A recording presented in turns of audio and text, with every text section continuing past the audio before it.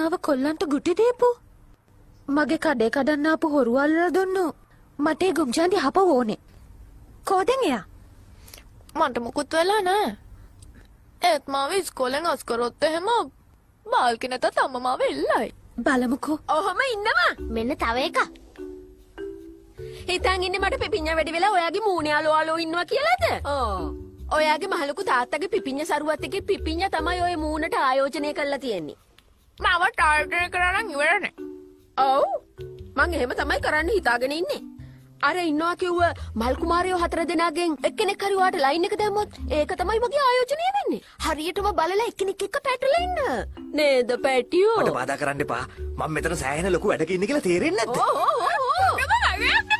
ඕ මෙන්න මෙහෙර දෙන ඔය ටික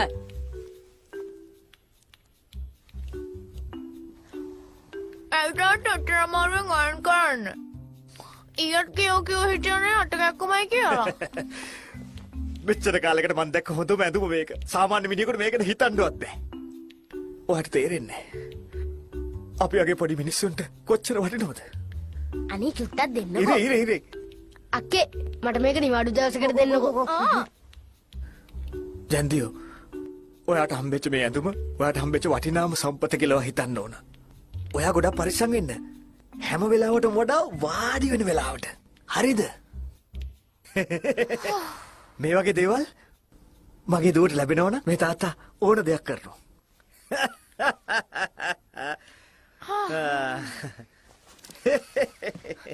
ඕ ෂි බාබෝ පරිස්සමට ඔකම අදින්න හොඳේ.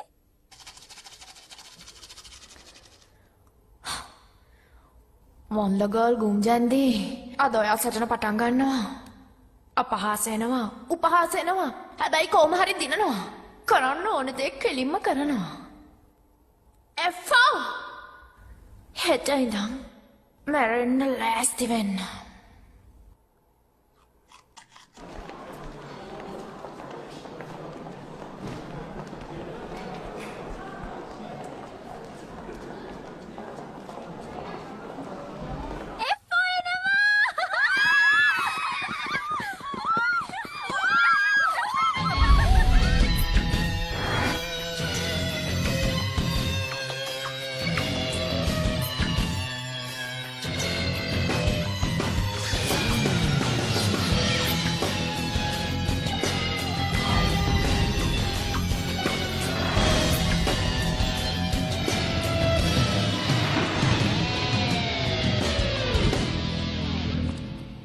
අයිය මේක ඔයාටමයි හැදුවේ.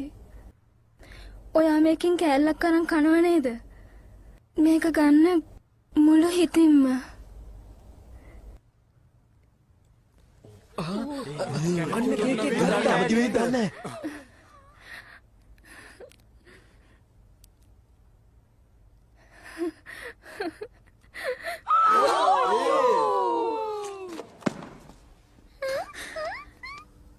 ගොජුම්පියෝ කන්නේ එයාගේ ගෙදරින් විතරමයි වෙන ඒවා කන්නේ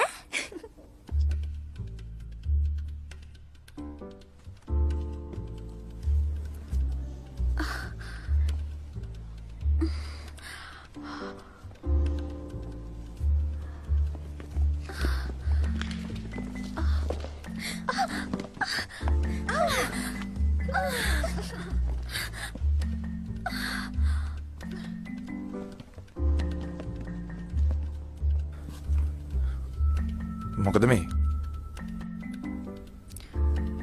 මොනවද කියන්න ඕනේ? ඔහේ මහාමනේ ආදරෙන් දීපු දෙයක් නේද? ඔහෙලා දැම්ම ගිහින් අර ළමයාගෙන් සමාව ගන්න ඕනේ තේරුණාද 4 දෙනාට? ටිකක් හරි විනීතව හැසිරෙන්න දන්නේ නැද්ද? කන්න කැමති නැත්තම් ඒක ඒ විදිහට කිව්වනම් ඉවරයිනේ.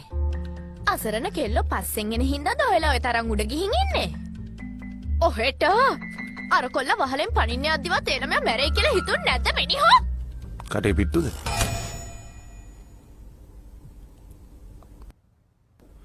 මොනවද කියන්න තියෙන්නේ?